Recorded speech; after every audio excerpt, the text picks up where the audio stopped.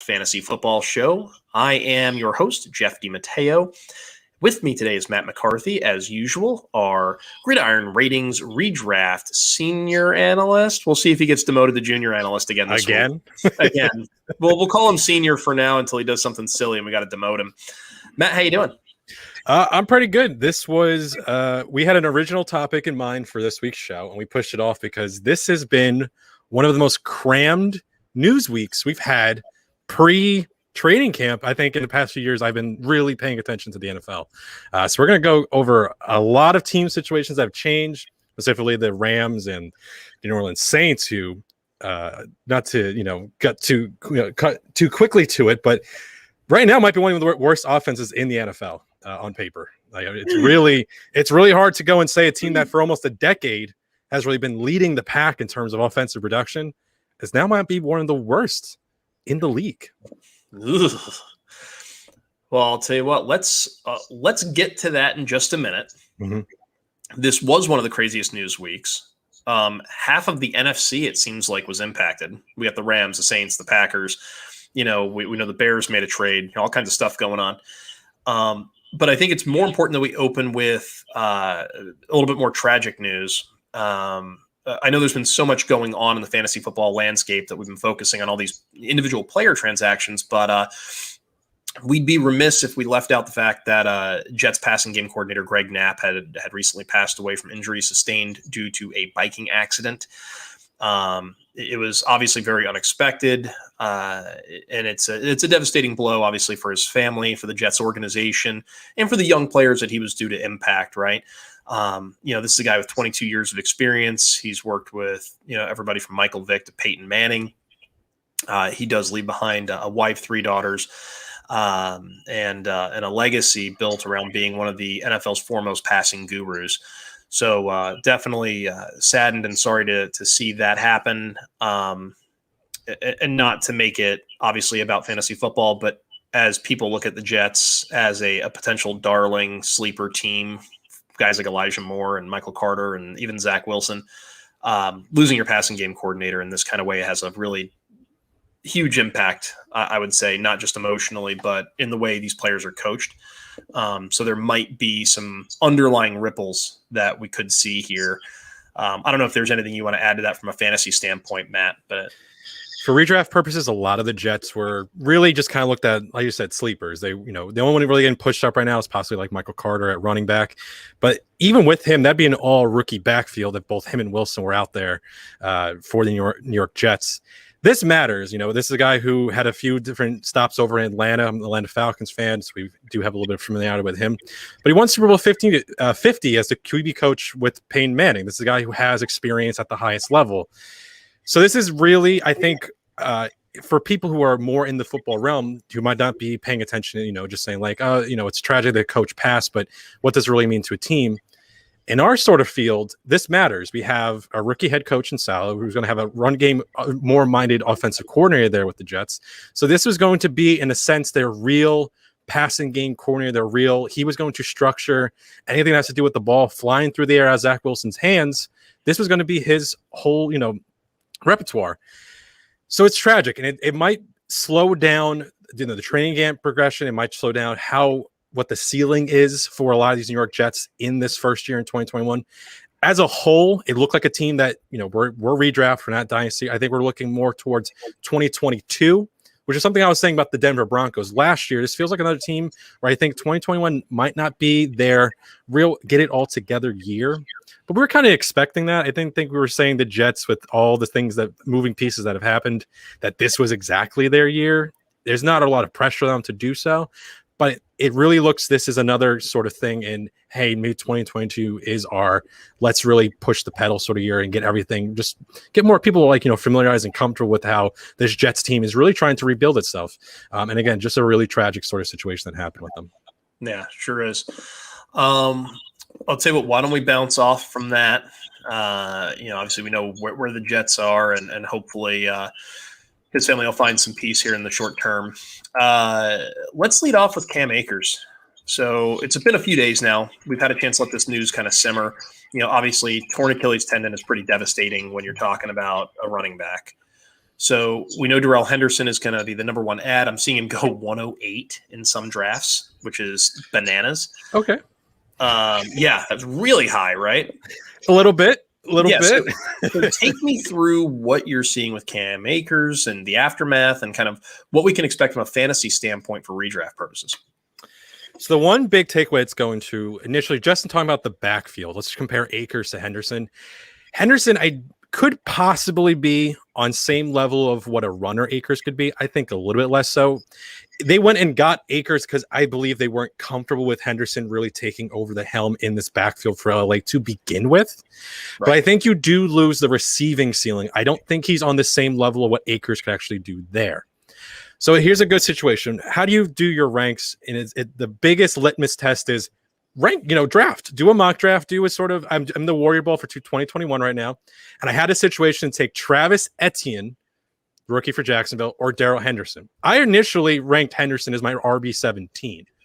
I have now moved him to RB23 because Etienne is my RB22. So if I'm looking in that situation, I'm really putting him up against another player who I think in Etienne is really just going to be, possibly a PPR darling. He might not be, getting the real big heavy rushing workload. They have a little bit of, confusion in that backfield right now for our purposes. But it's a good litmus test. If you're take player A and take player B and try and say like, okay, who do I actually want on my team? And this was the greatest sort of situation to really put myself in to rank those guys. Now, we did talk a little bit off air about the passing game and Stafford and the receivers and Higbee and a guy you brought up, and I actually agree with you. You were kind of testing me. Who do you think I'm thinking of sort of situation? And you said you thought of Van Jefferson, and I nailed it, for your question. Van Jefferson, I think, actually comes on the map here as well. This whole passing game, I think, is going to be a little bit more pushing towards this is probably the primary sort of situation for them. I think they're going to have more wide sets, something we both agreed on. And I think they're going to have a little bit more of involvement from, I think, Higbee and Jefferson, which initially we were kind of like on the fence with Higbee because they had that great stretch in 2019 and then disappointed us last year. But Jeff, I said a whole lot of names in a very few amount of time. What's your kind of thoughts on these Rams real quick? Well, I think the thing that's missed when you lose a running back like Akers is that it's not just, these carries for Akers are now suddenly going to Henderson or to Funk or to Jones or to whoever you want to plug in. That's just not how it works. So there's going to be a shift in the way the run pass split works. And when that shift takes place, we're suddenly going to have to look at this differently. And I think we're going to see fewer carries, more pass attempts. I think Van Jefferson becomes a guy that gets enough targets now where it solidifies him as that wide receiver 3-ish type of a player. And now you have 3 viable fantasy passing targets in the offense and a more than capable quarterback in Matt Stafford. So that's kind of where I'm at with it. The James Funk kid, I want to see him play in the preseason. Some folks really like him. Xavier Jones seems like a spark plug. I really like Henderson. Henderson's a guy that when he came out of Memphis, I thought had great contact balance. He's very explosive, had great vision. He had a lot of good stuff going for him. But in what I've seen of him in the NFL, I don't see a guy that has staying power to get 225 touches. And there is an idea that someone will be brought in off the street. Some people think it's Todd Gurley, maybe Devonta Freeman, all that. Duke Johnson, they want to actually have a real pass catcher because if they want to still move Henderson more towards just having primarily just carry roles, I don't think he's durable enough for that. I don't think he's strong enough to do that. So it could be a real awkward situation whenever they do bring in. I think if it leads towards Duke Johnson, I think that matters. If Kerryon Johnson over in the Eagles gets cut or trades or anything like that, they don't have a lot of capital to move. This is not a team that's very flexible right now. So I like to say they can try and get the cheapest player they possibly can. But it really is, there's no one else currently in the roster that has a lot of NFL really pedigree to them. With Raymond Calais, Xavier Jones, and Jake Funk, these are all undrafted free agents or 7th round picks. These are all guys that were just supposed to be depth sort of filler players. This is not really any sort of guys that I think are really risking to, pushing towards for redraft for dynasty purposes or real deep leagues. These are names you might want to, kind of throw out there. When I initially heard this, I'm like, none of these players are really a risk for them not going out and trying to pick someone up. I don't think this is their game plan with these 4 running backs they currently have on their roster. I would be very scared if this was their actual whole running back room. And I think Stafford and Higbee and all these guys I think are moving up. Higbee is actually a top 10 tight end for me now. And I don't feel great about it. But when I look at that tight end group, it's going to be a situation of I can't be very comfortable with how much I can feel about any of this tight ends past 5, 6, 7, 8 guys. Logan Thomas, I know is a guy going well ahead of him. I don't want anything to do with Logan Thomas on my team this year. This is going to be more for our tight end episode for sure. Is there anything else you want to really wrap up on the Rams? I don't want to we could spend 45 minutes on them, but I don't think it'd be a good idea. Yeah, for sure. We talk a little bit about Cam Akers in our Dynasty show with Kyle Carroll, and I think we've covered what we need to cover here. It's really Darrell Henderson or bust, but he's probably getting overdrafted.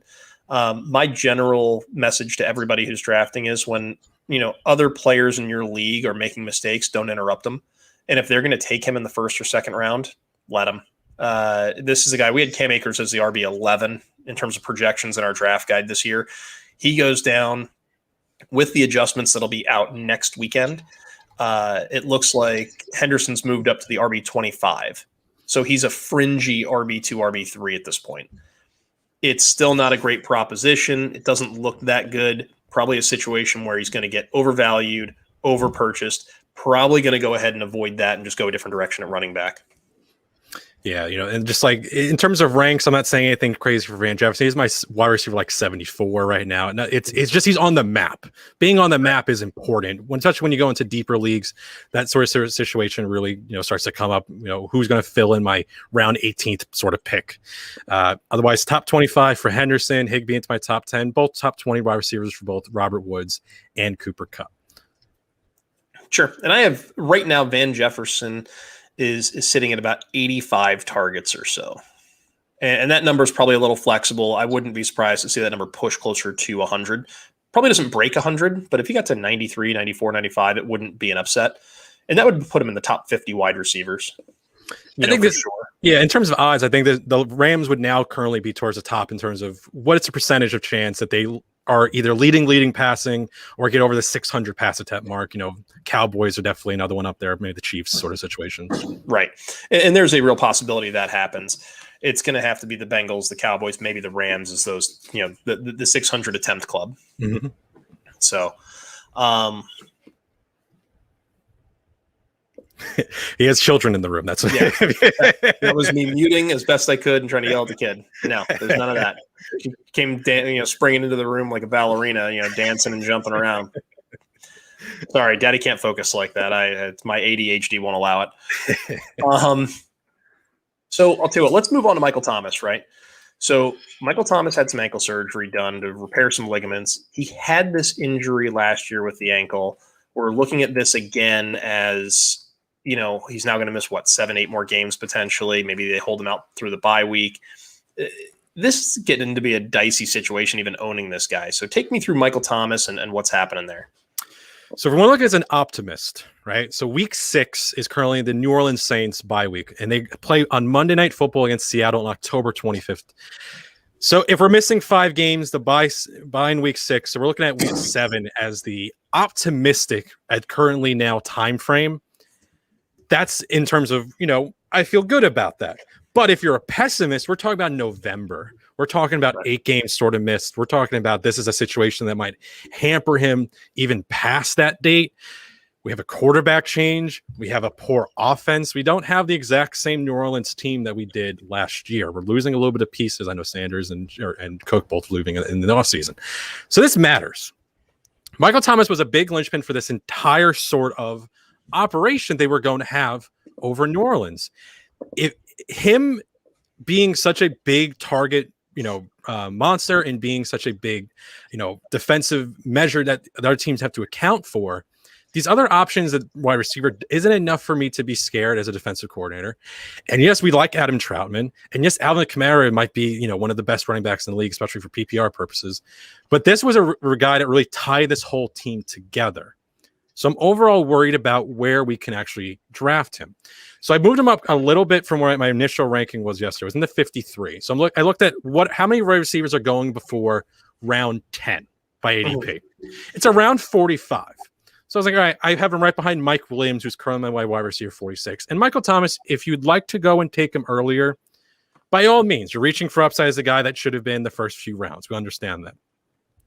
My actual advice to you is right now is understand that this guy might not be really Michael Thomas for a minimum of about 10 games as a real possibility. There is a percent chance.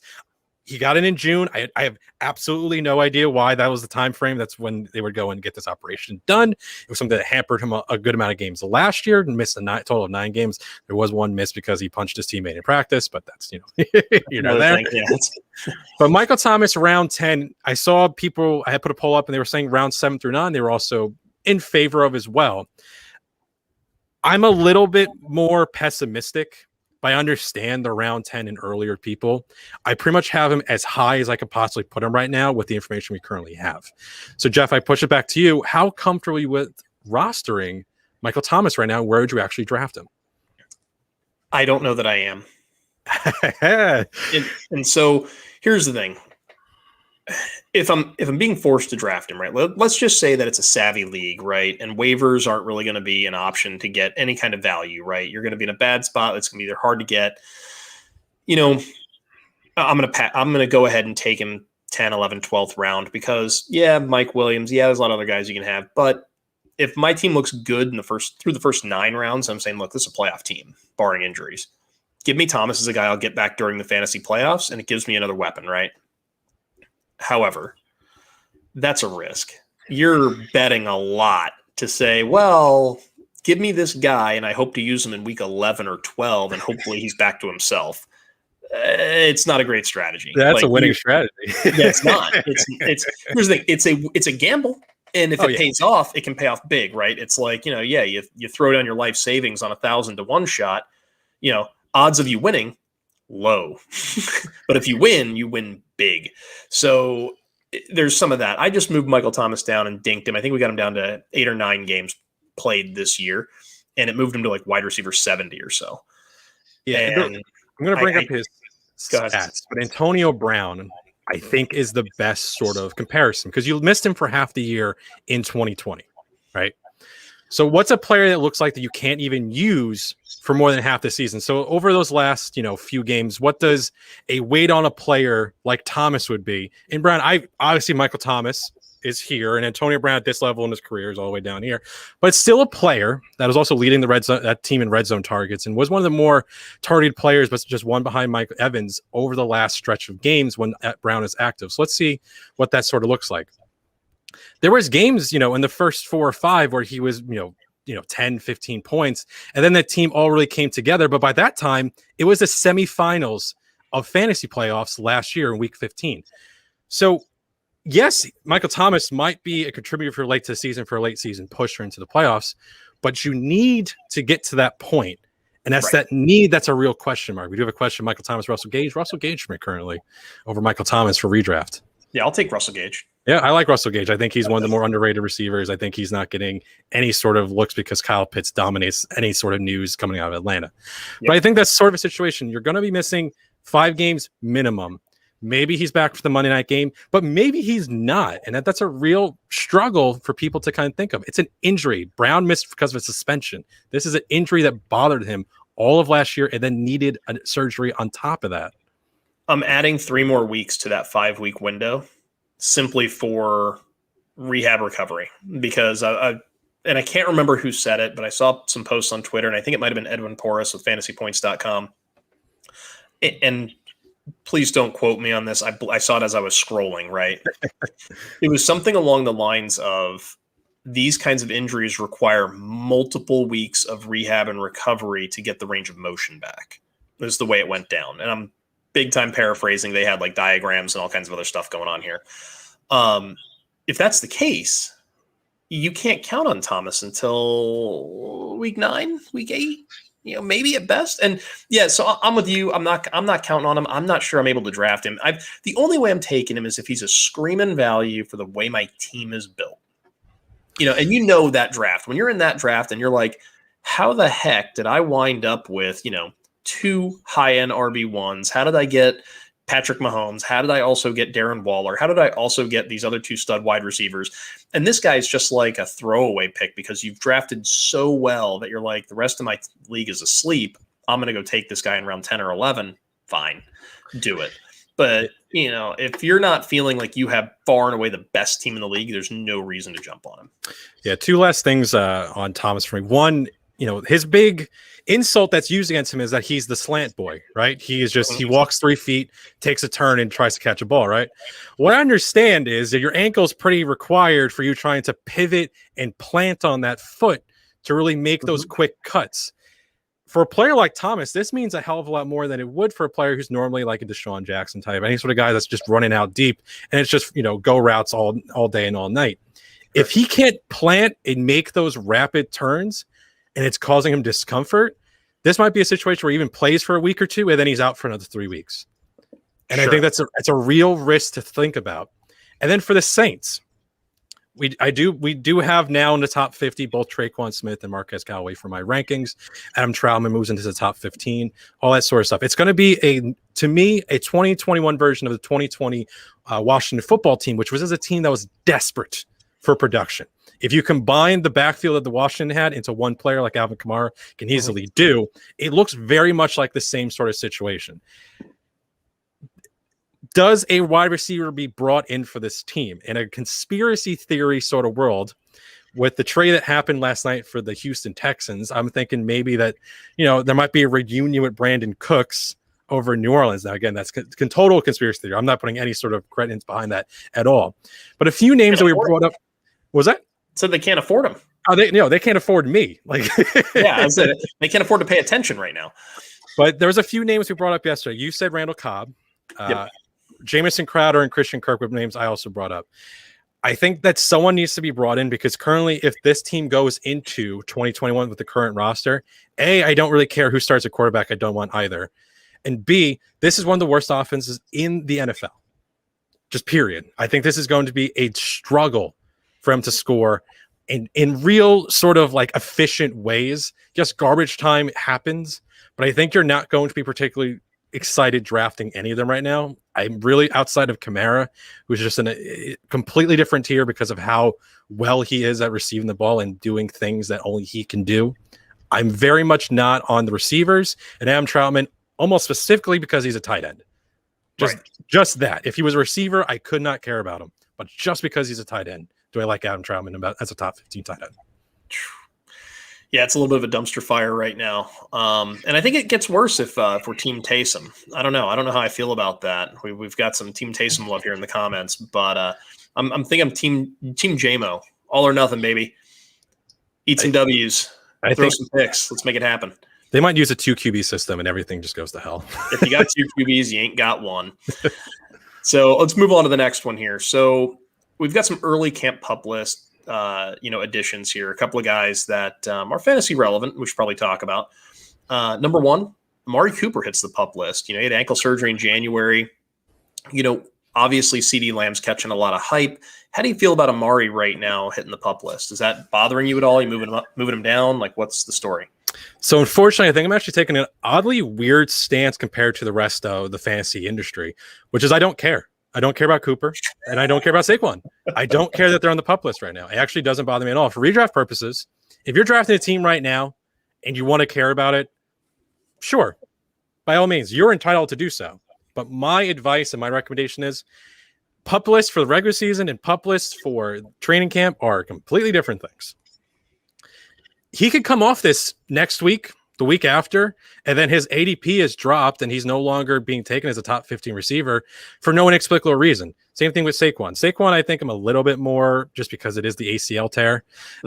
Exactly. But his time frame, week one, looks like everything should be fine in terms of him being 85%, 90% of what Saquon is.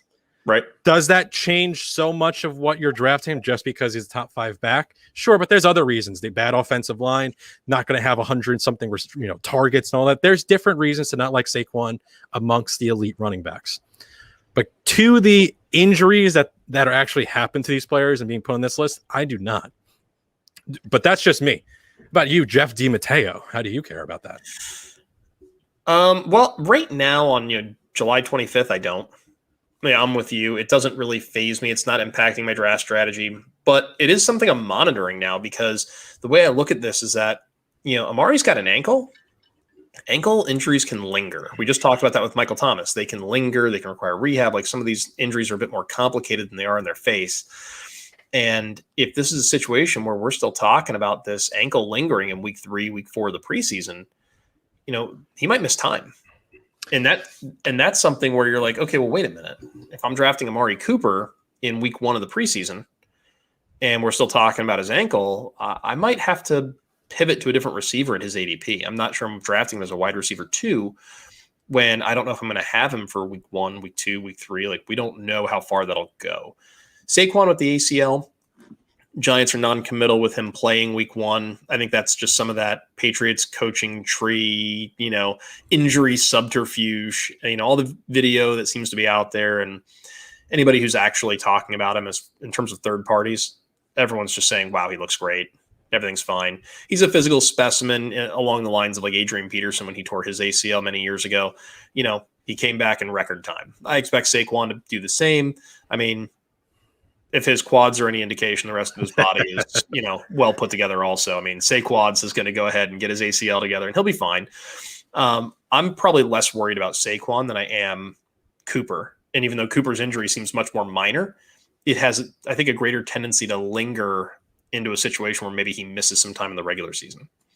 Yeah, ACL injuries are interesting these days. The medical science has gotten to a point where if you hit that window in terms of recovery and all that, after a certain point, it's no longer a lingering thing. It's either healed or it's not. So if it's in that time where it's still not healed, don't play football. But if it's past that time and you get the clearing, there's no Saquon Barkley ACL tear should not be a thing used against him this year by an X amount of date. We're no longer past that. What I've heard from medical professionals I talk in the NFL, one of Stefania Bell over there for ESPN, definitely one of the best when it comes to talking about this sort of stuff. And if she's saying, ACL tears, when it's in that time frame, you're still worried about the whole mechanics of it and how healthy and how long they are. But if it's a year past it, 2 years past, we're no longer taking that into account. It's no longer an issue. It's not something that should really be used against the player. And again, with Cooper, if we're 2 weeks away from now and it's going to still be talked about with McCarthy, who seems very much no relation, but if Mike McCarthy's still saying something about Cooper, then it's a different story. But right now, the issue I have with redraft is that, you're trying to hit the apex of what a player season can be. Any bad news seems to be amplified a way, way, way much more than good news. Yeah, it's disproportionate for sure. Yeah, so it's just, I don't want to, people who are listening to us, I'm not worried about it right now. But if you're talking about August 15th, people are going to be drafting towards the late end. Some people do the mid, for their home leagues and all that. Again, we're looking to help I said the average person, you said that as a slight. I was just saying, hey, we got all kinds here, some good, some bad. Our listeners are all at least above average. To simply call them average is an insult. I'm here for you listeners and viewers. I'm going with the sense that right now, currently, it's not something I think should be used in that much more of a, real dink against him compared to the other wide receiver 2s that are being drafted around Amari Cooper. Sure. Yeah, no, I tend to be right there with you. Like, you just got to keep an eye on that. So just, one of those things to be aware of, right? That's where we are. We're in awareness season. So I'll tell you what, let's look at another situation. We're off pup lists now, and now we're going to soap opera level drama, I guess. The Green Bay Packers, which if they were a soap opera, they'd be called As the Stomach Churns. Maybe that's actually a new HBO show, kind of like Hard Knocks. They can just feature all the front office drama that's going on there. I think this whole thing should actually end with a steel cage match between Brian Gutekunst and Aaron Rodgers. Anybody have any thoughts on that? Do it like right before like week 1. Just drop the cage in the middle of Lambeau Field. And just let them have it out, right? Steel cage, ladder match, in the briefcase is Rodgers' contract kind of thing. And it's a little something for our WWE fans out there. But this is a mess right now, right? Like, Rodgers has to play. He can't sit this year and expect to be functional next year, right? So here's the thing. We came out pretty on fire last week saying, Rodgers plays. And then we come to this week and we're like, hey, we still think Rodgers plays, but a whole lot more information has come out. The dot matrix printer is moving a lot slower this week. It's like So few things. Let's break this down piece by piece, episode by episode, in this drama that has unfolded on HBO coming to TV star. So first, Rodgers turns down that multi-year extension that's reported. Okay, that's cool, fine, whatever. Then Adams breaks off long-term extension talks as well. Okay, cool, fine, sure. And then, well, we're not even into Instagram. I'm going in chronological order. Okay. Yeah. God, there's more stuff. Good grief. Yeah, and then the various Vegas sports books have pulled bets relating to the Packers' wins, playoff odds, and etc., which then starts to worry me because the one thing Vegas doesn't like is being wrong. Yeah, ever. They're really good at being right. So that's when hey, Rodgers is playing, don't care about all this. That's when I start, putting up the hands like, stop. Okay, whoa, hold up. Yeah. Because that matters. That is, and no, all this. Okay, so yes, they did put Instagram posts of Pippen and Jordan, a la like the Last Dance sort of documentary. Yes, we understand that they are the dynamic duo, all this sort of stuff, and Rodgers can then go and do Jeopardy or have fun getting married and all that sort of stuff. Right? Cool. But the Vegas thing really scared me because there's another thing that happens tomorrow on July 26th. The one thing that changes with the Packers compared to every other organization in football is that technically it's a corporation, right? So there's shareholders with the city, town, villa, whatever it may be of Green Bay, right? So the Packers shareholders meeting is on Monday. And I can understand 11 a.m. I can understand them coming and throwing chairs because this is ridiculous. This is a team that's built around these two players being dynamic. Every week you want to see what they're doing. Players, Aaron Rodgers coming off an MVP season. What are you doing? Just pay him the money. And then today it comes out he wants to get paid $90 million in 2 years guaranteed. And okay, that's a lot of money, but also it's Aaron freaking Rodgers. And I think he's probably worth that much for this team. But do they have it? Can they even get that under the salary cap? How do you make that work? I have no idea. And no one knows what's going on. And that is the issue. I still say that Rodgers plays, but I'm less comfortable than I did a week ago because, again, the Vegas thing really scared me. That was the thing. I don't care about this Instagram post. I put dumb stuff on the internet too. Like that, I don't care. But the Vegas thing, knowing that they are trying, their whole operation is making money and they try to be right and they don't like that if they get screwed on something. And they have a possibility here that, if people have the under on the Packers win line and then Rodgers is out, okay, well, now it's more guaranteed they're going to lose money. They don't like doing that. They're very, very smart. So it's scary. And I throw it back to you because I'm scared, but I still think he plays. Aaron Rodgers is a smart guy. He's made a lot of money in his career as a player and as Mr. Discount Double Check. He's set, right? He doesn't need this paycheck. He doesn't need this payday. Can he walk away? Can he just up and retire and give everyone the finger and be gone? Yeah, he can do that. I don't think he will. I think he's too competitive for that. The only thing that bothers me is that I feel like he's the kind of guy that would absolutely cut his nose to spite his face. And so he's the kind of guy that seems like he would try to keep Green Bay from winning a championship just so Brian Gutekunst can't have a ring. I mean, they did a good job of that last year. This is a team that has been second and first in red zone touchdown conversion over the last 2 years, and they decided to kick a field goal. That wasn't Aaron Rodgers. Aaron Rodgers is like, what the F? Why are we kicking a field goal for the best red zone team in football? Why are we kicking a field goal here in the playoffs? So that's on LaFleur. That's a whole nother bag of worms we're not even going to get into. But I look at Aaron Rodgers, age 38 season. His career is a lot closer to the end than the beginning. And can he still play? Oh, yeah, he can. He's still one of the very best. If he is that dug in and he doesn't get this deal, he can still force his way out of town, right? He can show up for camp and sit there in the middle of the practice field with his legs crossed demanding a trade. He's reported to camp. They can't find him. Which is technically something we still have to talk about because there's a player who is literally doing that. So we'll get there. We'll get there. We're not that far south yet. So that's something that's in the realm of possibility. Now, not to be minimized because we don't do a lot of IDP here, but Zadarius Smith, the edge player and kind of one of the stud defensive players for the Packers, also unhappy with his contract, also talking about wanting out. You have three premier players on this roster are all throwing up their hands and giving the organization the finger. That's a problem. And I feel like the shareholders have to hold Mark Murphy's feet to the fire here and say, look, you need to get this problem under control. And if that means we get rid of Gutekunst, fine, get rid of him, because this isn't good for business, right? These shareholders, they all have a stake, whether it's financial or otherwise. Like, I know they don't collect dividends and all that kind of garbage, but there has to be something else that gives here, because those folks are fans of the team. They want to win. And I don't think there's anybody out there that really thinks Jordan Love is the answer. And that's where Aaron Rodgers has all the leverage, because if he goes, or if he sits, or if he retires, the Packers have to go to Jordan Love.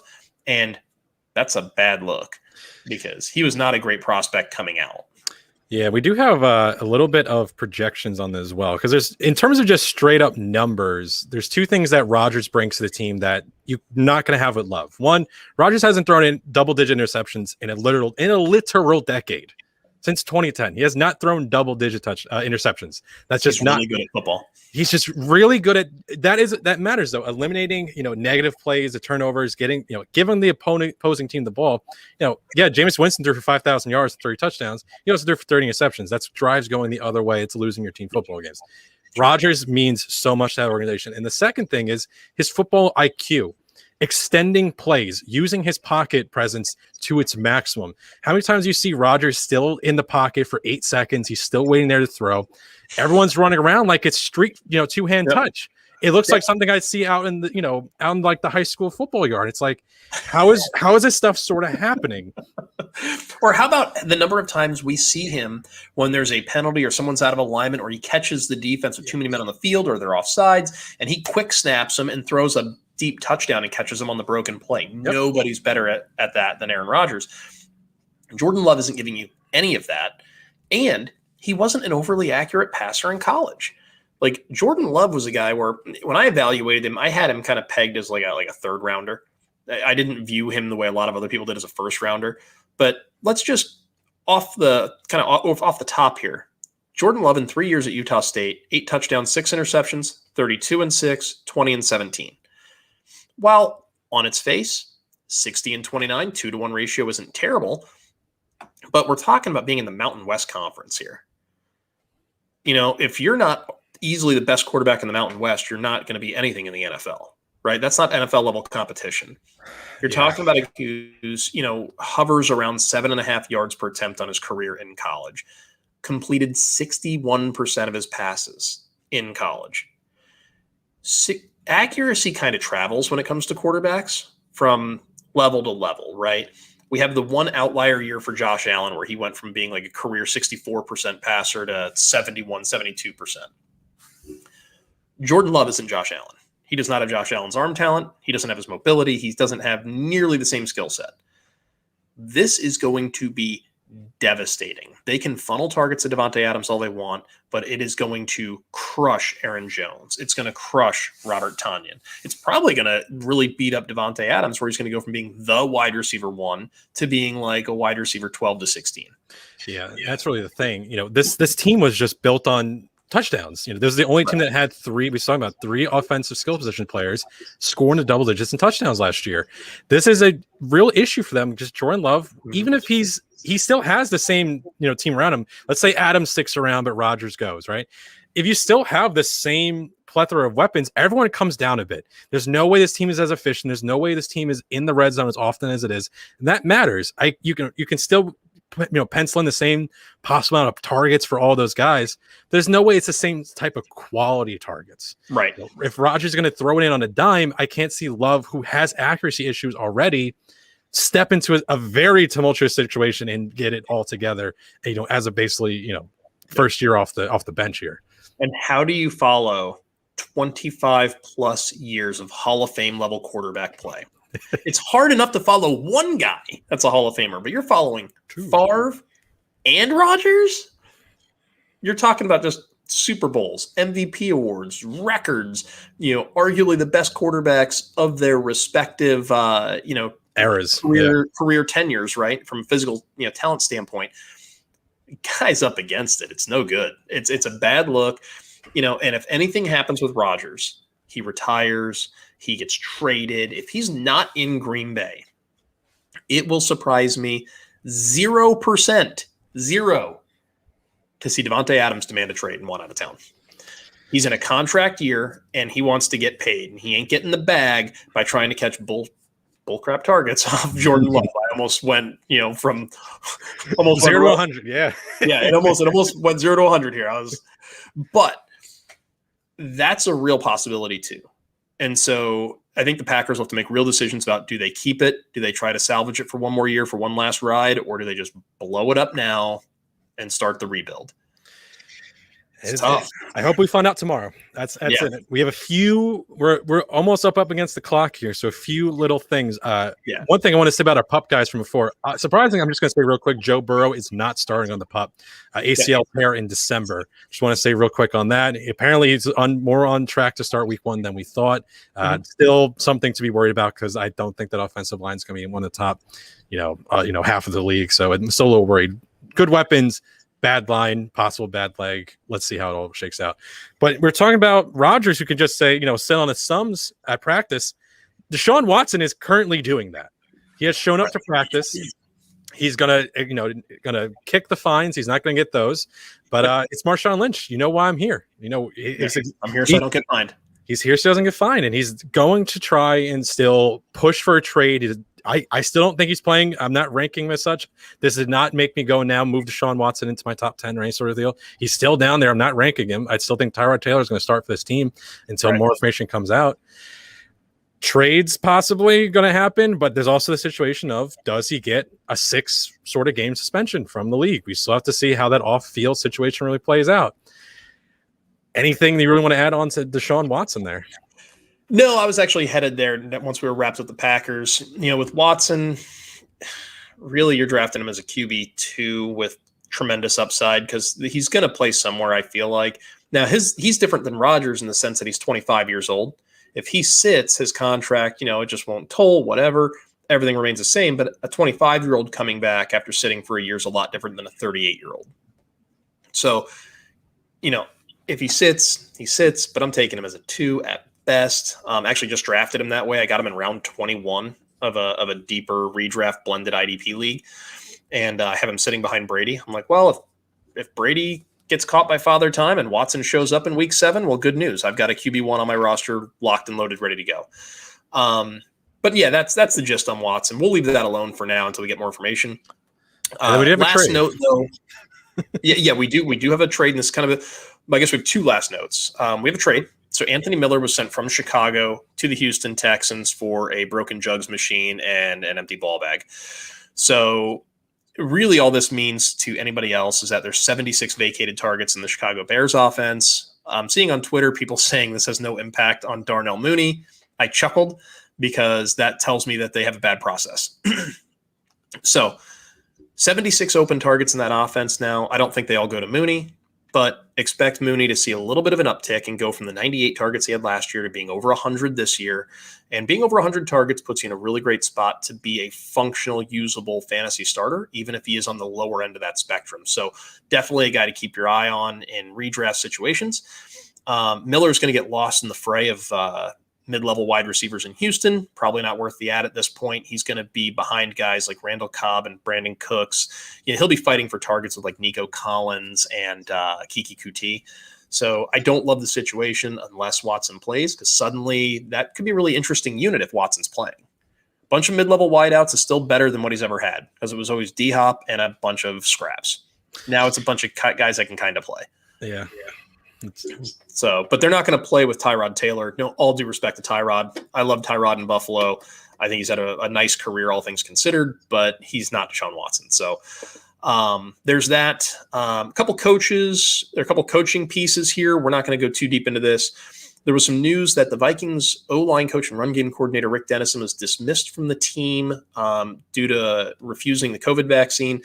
That was actually greatly exaggerated. It turns out he has not been fired or dismissed from the team. He's just not allowed to have, I guess, tier 1 contact, where he's not allowed to be in the meeting room. He's not allowed to be hands-on with players, especially during game weeks. So it just changes the way he's allowed to interact with players. I don't think this has a fantasy impact in any way.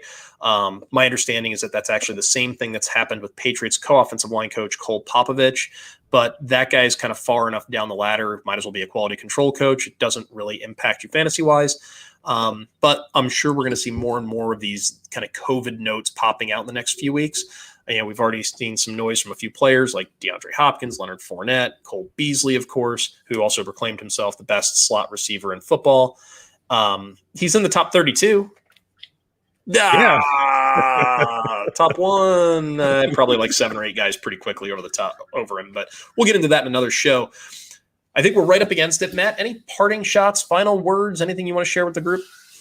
No, like I said, we changed our episode for this week, so next week should be tight ends to be determined in case we have another just jam-packed week of news, because this was one of the most filled we saw preseason, right up against training camp. They can't, as you said off air, they can't hide from anything from us anymore, so that's why all this kind of all spilled out at once. Other than that, no. Jeff, how about you get us out of here? Sounds good. Guys, if you liked anything you've seen or heard on the show today, go ahead and subscribe, comment, let us know if there's stuff you didn't like, you think we're stupid or something else. Let us know there too, because we want to fix it. We're here to help you win some championships. We're definitely here to clarify anything you need. Follow us on Twitter. I'm Jeff DiMatteo at NFL_DiMatteo. This is Matt McCarthy at Methodical1. We are at Gridiron Rating. We're here to help you out. Hop on gridironratings.com. Check out the 2021 draft guide, also known as the Playbook. With that, we are out of here. See you next week. Thank you. Later. Bye-bye.